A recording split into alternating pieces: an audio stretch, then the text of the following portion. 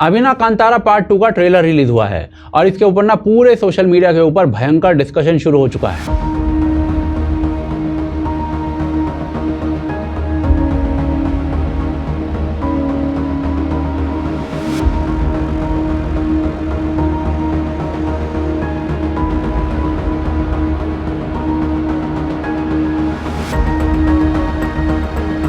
और इस ट्रेलर को देखकर ना साफ दिख रहा है कि ये फिल्म भी कांतारा 1 की तरह ही कल्चरली रिच होने वाली है। पर इस फिल्म की सबसे बड़ी ताकत ये नहीं है कि ये फिल्म लोगों को एंटरटेन करेगी, बल्कि ये है कि ये फिल्म जो है लोगों को हिंदुत्व की तरफ खींचेगी। और इस सब के पीछे ना सबसे बड़ा रीजन है आज का इंडियन सोशो पॉलिटिकल एनवायरनमेंट। पर इस बात को समझने से पहले ना हमें थोड़ा फिल्म को समझना पड़ेगा, यानी कि कांतारा को समझना पड़ेगा। देखिए, कांतारा ना एक बहुत बड़ा एग्जाम्पल बन चुका है कि कैसे हम अपने कल्चर को पूरे देश के सामने नहीं बल्कि पूरी दुनिया के सामने एक सॉफ्ट पावर की तरह प्रेजेंट कर सकते हैं। ये फिल्म जो है ना वो कोस्टल कर्नाटका के भूत कोला ट्रेडिशन पर आधारित है। और दिलचस्प बात यह है कि कांतारा से पहले ना भारत के ज्यादातर हिस्सों में लोगों को पता ही नहीं था कि भारत के एक हिस्से में इस प्रकार का कोई ट्रेडिशन एग्जिस्ट भी करता है। इनफैक्ट इस ट्रेडिशन को ना काफी ज्यादा डिमोनाइज किया गया था। ब्रिटिशर्स ने तो 1882 में भूत कोला को डेविल वर्शिप कहकर एक किताब भी छापी थी। जो 140 साल पहले की जो किताब थी, जो पुस्तक जो उन्होंने लिखी थी अंग्रेजों ने, that was devil worship of Tuluvas. Almost 140 years लग गए उसको दाइवा बनने में, which is discovering the extraordinary world of spirit worship. Correct. Which is the true essence of this particular form of worship.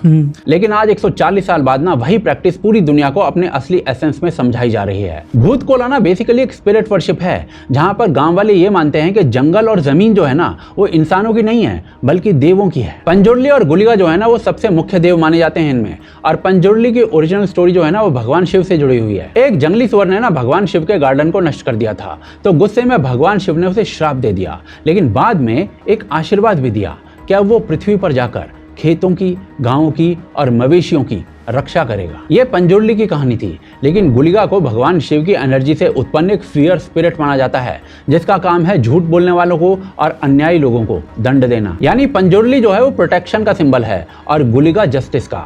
किसी ने सोचा भी नहीं था कि ऐसी लोकल ट्रेडिशंस पर बनी फिल्म इतनी बड़ी हिट हो जाएगी। कांतारा पार्ट 1 का जो बजट था ना वो सिर्फ 16 करोड़ रुपए था, लेकिन इसने वर्ल्ड वाइड 400 करोड़ से ज्यादा कमाए थे। रॉटन टमाटोज पर 94% की रेटिंग मिली थी। और सिर्फ भारत के अंदर ही नहीं, यूएस, ऑस्ट्रेलिया और गल्फ कंट्रीज के अंदर भी इसने थिएटर्स को फुल कर दिया था। ये वही वैश्विक ऑडियंस थी जिसने पहली बार किसी साउथ इंडियन विलेज के रिचुअल को बड़े पर्दे पर देखा था।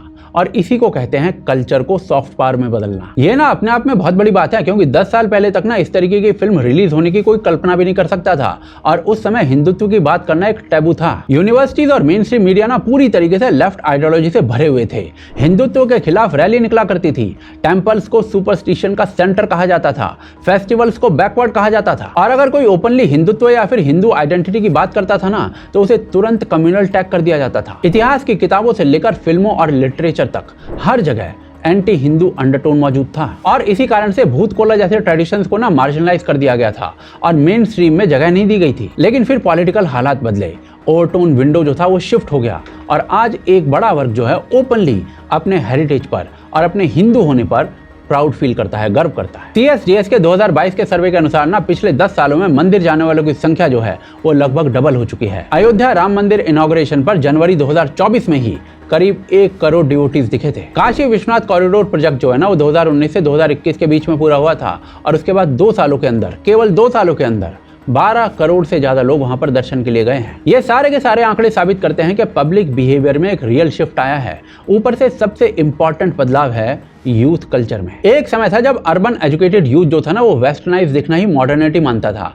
आज उसी यूथ का एक बड़ा वर्ग जो है ओपनली हिंदुत्व को एम्ब्रेस कर रहा है। आज इंस्टाग्राम बायोस में ना प्राउड हिंदू लिखना कूल माना जाने लग गया है। टेंपल फेस्टिवल्स की रील्स वायरल होती हैं और संस्कृत के श्लोक और हिंदी के स्लोगन्स फिर से पॉपुलर कल्चर का हिस्सा बन रहे हैं। और यही जनरेशन जो है ना वो आने वाले डेकेड्स में पूरे नैरेटिव को पूरी तरीके से डिफाइन करेगी। आज जो है वो सरकार की तरफ से हुए जो कल्चरल असर्शन है ना वो साफ साफ दिखता है। टेंपल कॉरिडोर्स बनाए जा रहे हैं, राम मंदिर जैसे सपने पूरे हो चुके हैं, बद्रीनाथ और केदारनाथ का रिस्टोरेशन हुआ है, यूनेस्को ने कुंभ मेले को हेरिटेज डिक्लेयर किया है और योगा डे यूएन लेवल पर सेलिब्रेट किया जाता है। और ये सभी इंडिकेटर्स हैं कि भारत अपनी कल्चरल कैपिटल को ना ग्लोबल स्टेज पर सॉफ्ट पावर में बदल रहा है। और कांतारा उसी ट्रेंड का एक हिस्सा है। जब सिनेमा, पॉलिटिक्स और पब्लिक बिहेवियर एक ही दिशा में चलते हैं ना, तो उसे एक सांस्कृतिक जन जागृति कहा जाता है, सिविलाइजेशनल रेनेसां कहा जाता है।